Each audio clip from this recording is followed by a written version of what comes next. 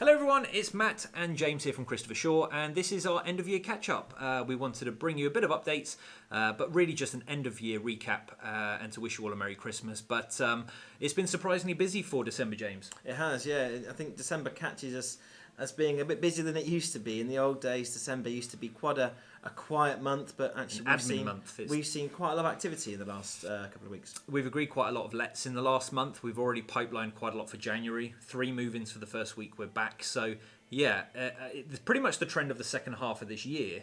Coming out of the first lockdown, which was very much what we feel was a proper lockdown, but our industry has continued right the way through the second one. So with the exception of properties being difficult to access, we've been actually flat out. Yeah.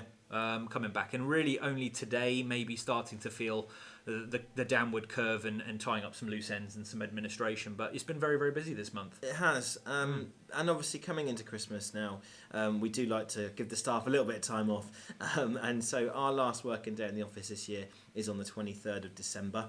After that we'll be shut down until the 4th of January, so the first Monday back after Christmas.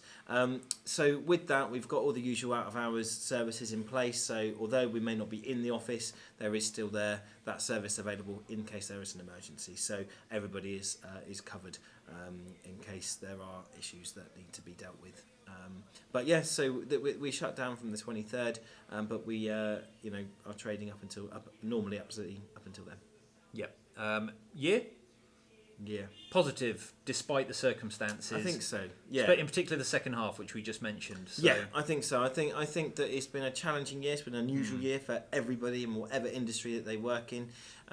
It certainly has not been a normal year by any stretch, and I think that we've all learnt different skills and all learnt how to cope differently with different challenges that are thrown at us.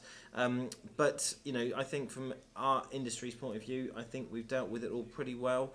There's been, as Matt said earlier, there was quite a lot of interest and pent up demand after the end of the first lockdown, and I think the industry bounced back very well from that.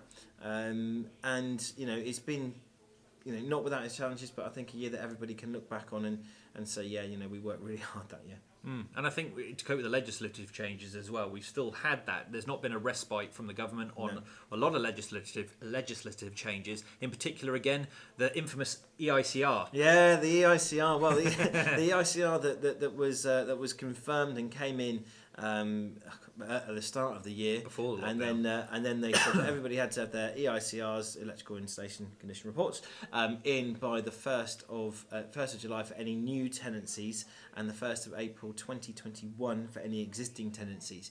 Now, it's been a challenge to do those in the middle of the lockdown and coming out of it as well, when people were not so keen on having trades and whatever in the property.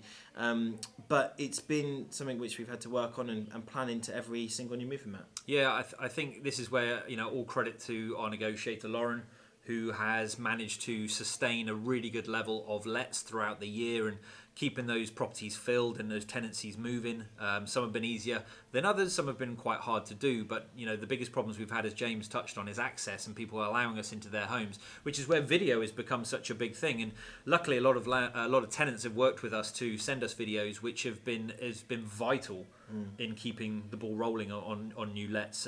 Interestingly, on student lets in particular, where they've been very nervous about other groups coming into their homes, we've probably reserved, I would say, 80% of our properties by video, in particular for the student markets. Residential, people I think still like to see the property, but the video again is a really good tool for eliminating people that were maybe just, they wouldn't have been interested anyway. The property wouldn't have been suitable, so a video gives them that quick tour and they can rule a property out, which means we're only taking out very serious candidates and minimising people in people's homes if they weren't going to take the property anyway. It's one of the big things that I think we learned out of lockdown and out of everything that's gone on this year, is the importance of video, and even these now as a communication tool. Us doing these videos has been great for us to bring experts to you. Obviously you get our opinions and things as well. We hope you like watching them.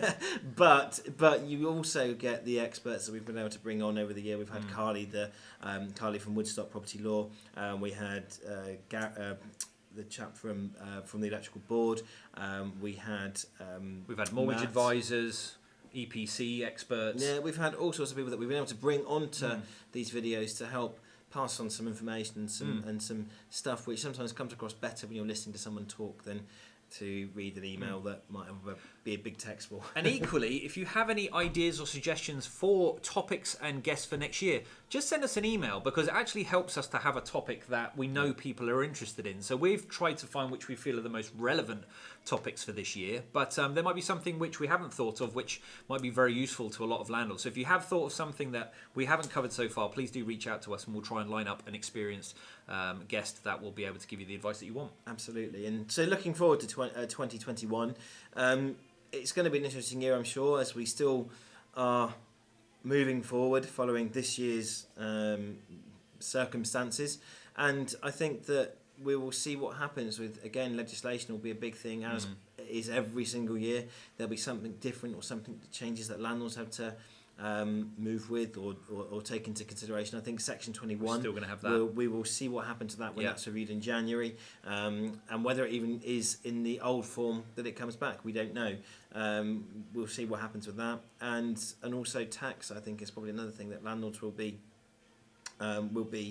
interested in next year, and what impact capital gains tax, other things like that might what changes there might be for those. But we'll be sure to bring you some experts. We'll have Ian or somebody else from the tax industry to come in and have a chat again with us about it and explain everything that goes on, so that you are given that information. We can present that information to you. So yeah, I think it's going to be an interesting year, 2021. I think so. It'd be nice to put this year to bed, and hopefully coming back in January, we'll be able to hit the ground running, and certainly we're gearing up to be a positive year. Yeah. You know, let's aim for a good year and deal with whatever's thrown at us. Absolutely. I would also like to point out, if you haven't noticed, this is the first Christmas tree we've got up in 8 years of me being here. I'm like a big kid. Like, I am the Christmas guy in this office, and I finally got my way this year. We've got a very nice tree. It's not real, but baby steps.